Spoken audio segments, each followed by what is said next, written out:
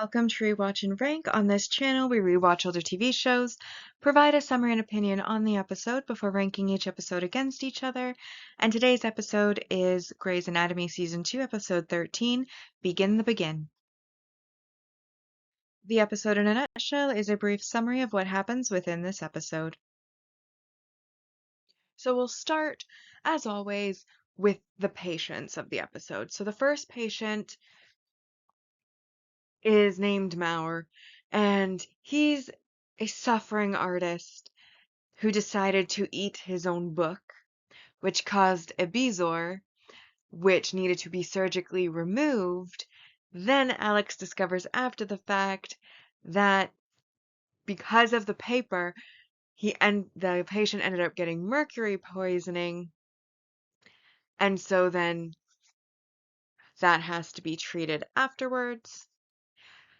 Then our second patient was named Rebecca, but preferred to go by Bex, and came in due to a hormonal imbalance and a lump, which Addison treats with George assisting.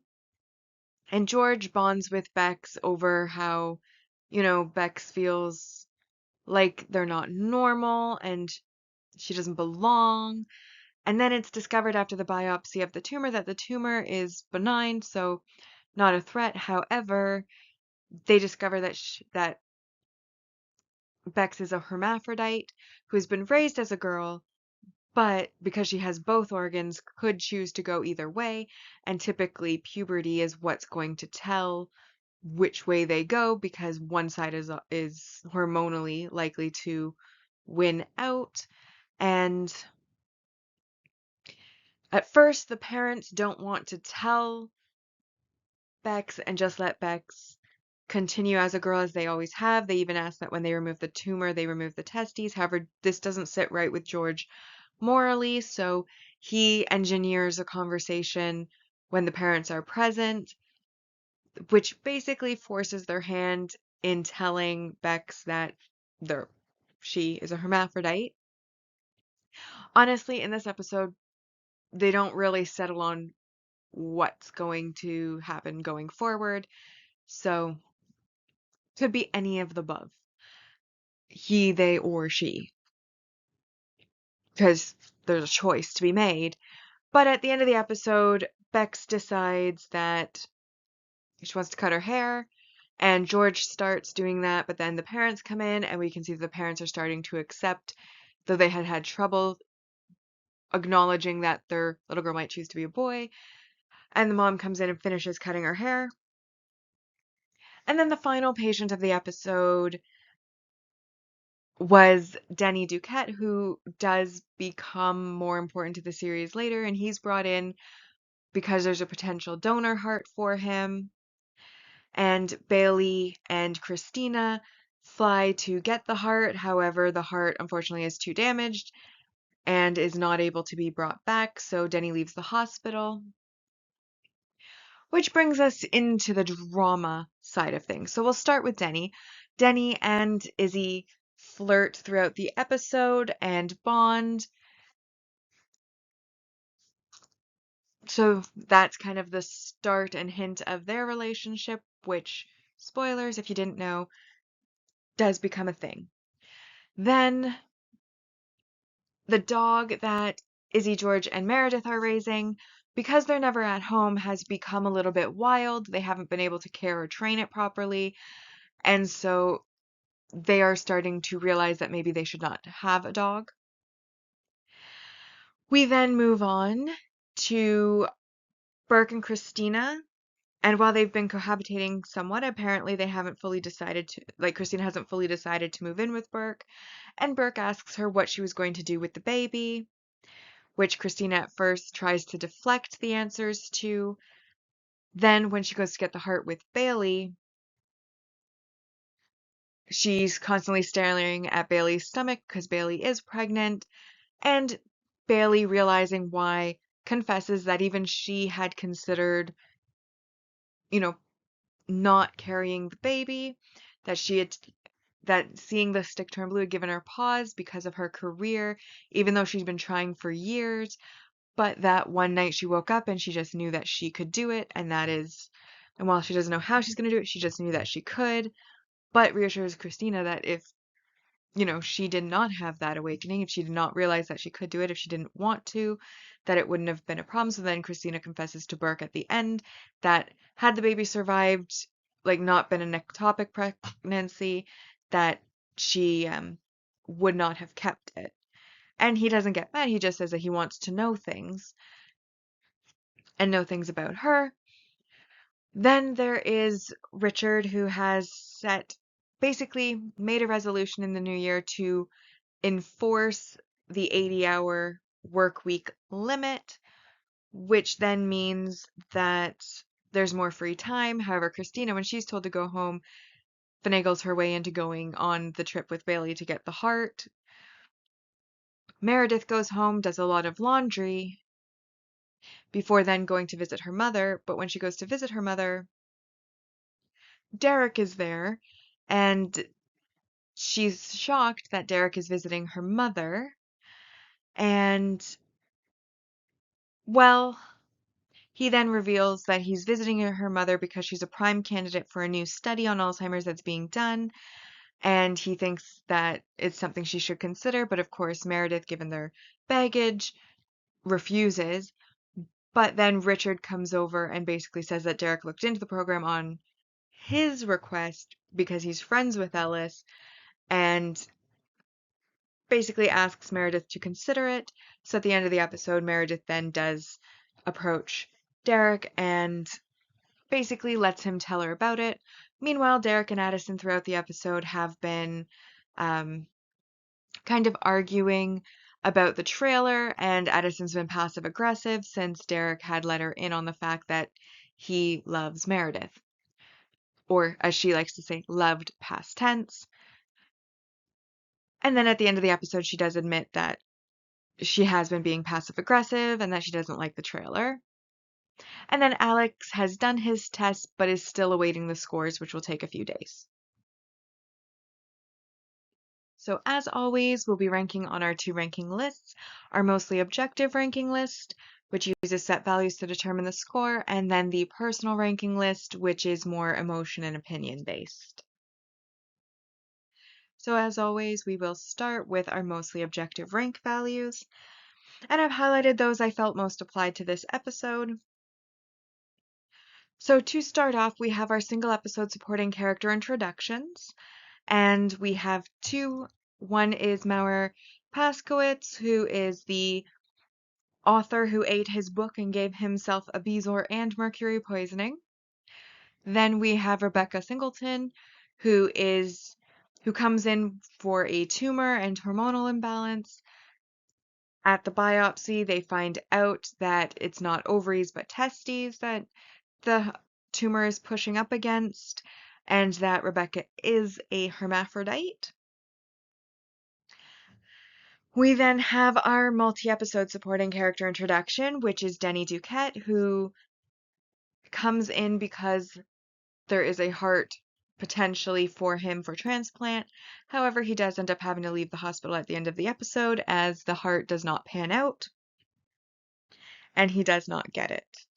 Though while he is at the hospital, he spends a lot of time flirting with Izzy, which brings us to the supporting relationship development between Denny and Izzy.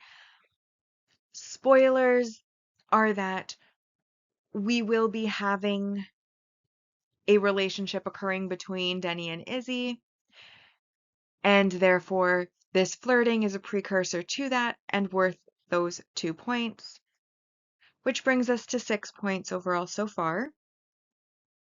Next, we have a bit of world building, which is that we learn that there is supposed to be an 80-hour work limit implemented. However, this has not been enforced previously. However, due to the number of mistakes that the hospital has been making, or they have decided, or rather Richard has decided that he is going to now be enforcing that 80-hour limit. And so this leads to Christina and Meredith being sent home due to the fact that they have reached that limit. though Christina, of course, gets around that by going on a trip with Bailey. We then get our main relationship development, which is also worth 4 points. And this is a couple of things. So the first one, of course, is that Christina tells Burke about how if the baby had not been an ectopic pregnancy or an ectopic pregnancy, she would have not kept it anyways. And he's happy about that because he wanted to know things about her, and she keeps trying to keep things from him. So he isn't angry about that, but is glad that she's finally telling him so that he can know things. And then the other one is Derek and Meredith have an elevator moment where, he's back to looking at her like he loves her, and she basically is telling him that she's over him because she now has a dog, and that somehow means that she's moved on. He says he loves dogs, and she basically says, "Nope, I'm over you." And then he claims he's over her, and then she says, "Really?" And he says he's not. And then when the elevator door opens, he's gazing at her lovingly while smiling, and then his face falls when he sees that Addison is outside of the elevator. But Meredith continues on, and Addison gets into the elevator, and that is when Derek accuses her of being passive aggressive, which is our positive developments, which brings us up to 14. Then we do have a couple of negatives. First off, of course, is once again breaking policy and rules. It has been determined that the 80-hour work week is going to be in effect.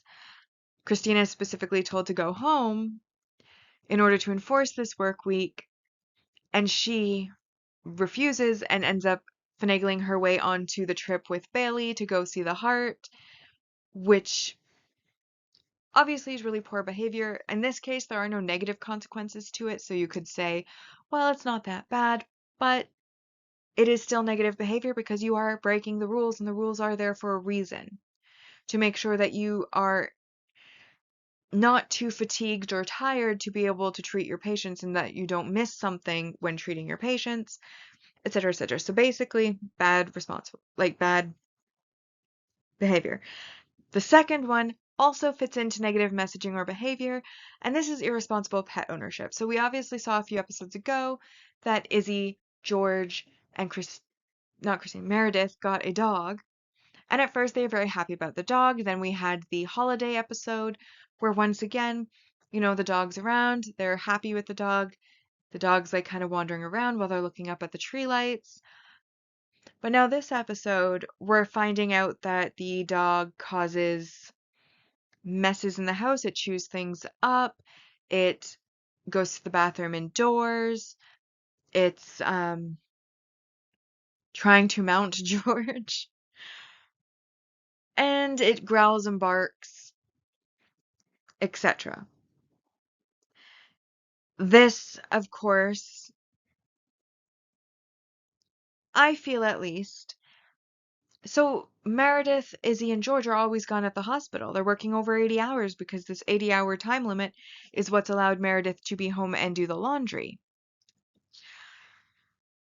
But because they're never there, they're not able to take care of the dog properly. They're not able to train the dog properly. They're not giving the dog any type of companionship. So now the dog is acting out. The dog is going to the bathroom where it's not supposed to be going to the bathroom. It's not trained to not mount. It's not trained to not, chew up the laundry. It's not trained to not growl and bark at them. It's not like they haven't been able to take care of this dog properly. And I understand like why they got the dog. They were feeling down, they needed companionship, but the fact of the matter is they haven't been there for the dog. The dog has not been trained or treated properly. And I'm not going to go to the point where it's like, really negative.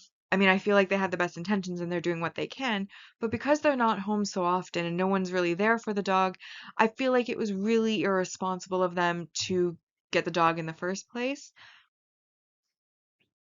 And I feel like if they cannot be responsible with the dog, then they should allow somebody to adopt the dog who will be able to take care of it properly and be a responsible pet owner, because I don't feel like they are, at least in this episode. Maybe that'll change, but I feel at this point like maybe they shouldn't have the dog. And anyways, both of those things were minus 2 points each, which brings us to a 10 out of 10 episode. So for our season 2 rankings so far and our mostly objective ranking, in first we have Make Me Lose Control, Into You Like a Train, Begin the Begin, Deny, Deny, Deny, Thanks for the Memories, Enough is Enough, Something to Talk About, Let It Be, Much Too Much, Bring the Pain, Raindrops Keep Falling on My Head, Owner of a Lonely Heart, and then in 13th, Grandma Got Run Over by a Reindeer. So I felt like this episode was pretty deceptive. I thought when he was implementing at the start the 80-hour work limit that there would be more drama associated with it, but it really just made Meredith do laundry and Christina go on a plane trip with Bailey. I thought that it would cause more drama. It didn't. We have really interesting, on the surface, cases. You know, a guy who ate his own novel, made a Bezoar and had mercury poisoning. But ultimately, he was not a very likable person. So it wasn't really that interesting after all. And it definitely wasn't memorable. Forgot about it completely. The other one, like a hermaphrodite, that's a very rare condition. So that is very interesting to think about. And they did bring up, I think, some of the issues, like the parents, how much they should tell the child, trying to go behind and protect the child by keeping them ignorant. But then, as George pointed out, eventually they're going to find out. They're going to get 18. They're going to have their own medical records. They're going to go to the doctors. They're going to know. And do they want to do they want their child to find out from them as the parents, or from another doctor at random once they're an adult, maybe having gone through their entire life feeling like something wasn't right, or like they were an outsider or different from other people. And especially in a child where they already felt like they were unique and different, letting them have a reason why that may be the case, I think is a good idea. And then, of course, I do like that the parents did come around.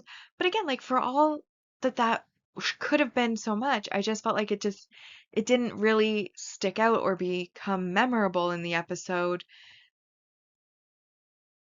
You felt a little bit of an awe moment when the mom took the scissors and was willing to help cut the hair, but at the same time, it was kind of like I expected more, like more drama.